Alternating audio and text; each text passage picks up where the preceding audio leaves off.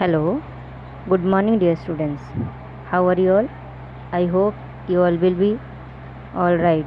Dear students, we are reading chapter 2 वर्ण विच्छेद।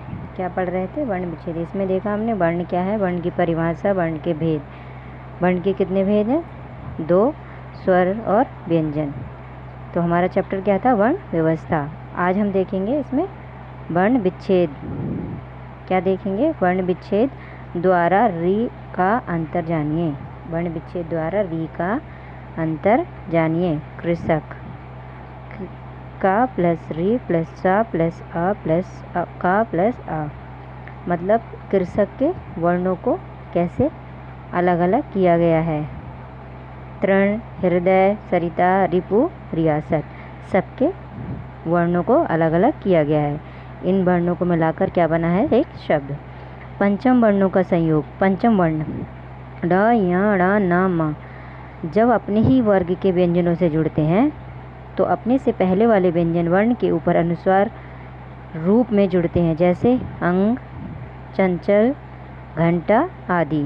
पंचम वर्ण जब अपने वर्ग के अलावा किसी दूसरे व्यंजन से जुड़ते हैं तो वे अपने मूल रूप में ही जुड़ते हैं, जैसे पुण्य, सम्यक, समन्वय। वर्ण विच्छेद किसी शब्द या ध्वनि समूह के सभी वर्णों को अलग अलग स्वर और व्यंजन करना वर्ण विच्छेद कहलाता है, जैसे अमृत, राधे, श्याम। उच्चारण और वर्तनी।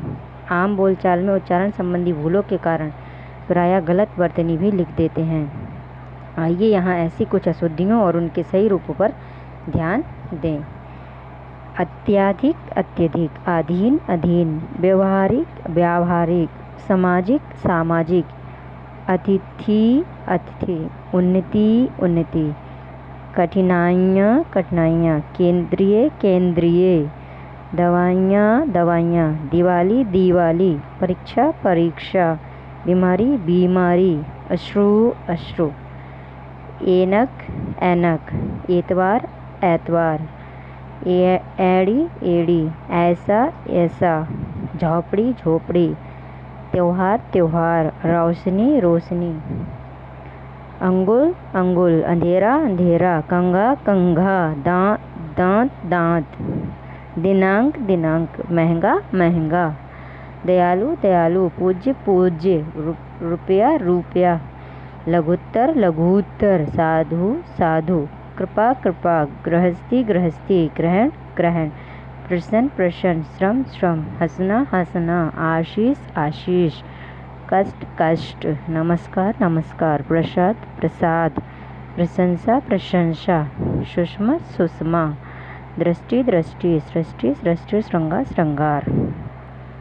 शब्दकोश देखने संबंधी नियम। शब्दकोश में सर्वप्रथम स्वर और उसके पश्चात व्यंजन का क्रम आता है। शब्दकोश में वर्णों का क्रम इस प्रकार होता है: स्वर और व्यंजन। शब्दकोश में आधे अक्षर वाले शब्द पूरे अक्षर वाले शब्दों के साथ आते हैं। अब हमने क्या सीखा? हमने सीखा वर्ण भाषा की सबसे छोटी इकाई है। स्वरों का उच्चारण बिना किसी रुकावट के होता है। स्वर के भेद हर्ष और दीर्घ हैं। हर्ष कौन कौन से हैं? आ, ई, उ, ऋ, और दीर्घ आ, ई, उ, ए, ऐ, ओ, औ और औ। व्यंजनों का उच्चारण स्वर के साथ किया जाता है। व्यंजन के भेद 3 हैं: स्पर्श, अंतःस्थ और ऊष्म। अंग और अनुस्वार को आह, अंग और अनुस्वार और आह को विसर्ग कहते हैं। अ आगत स्वर और ज, फ आगत व्यंजन है।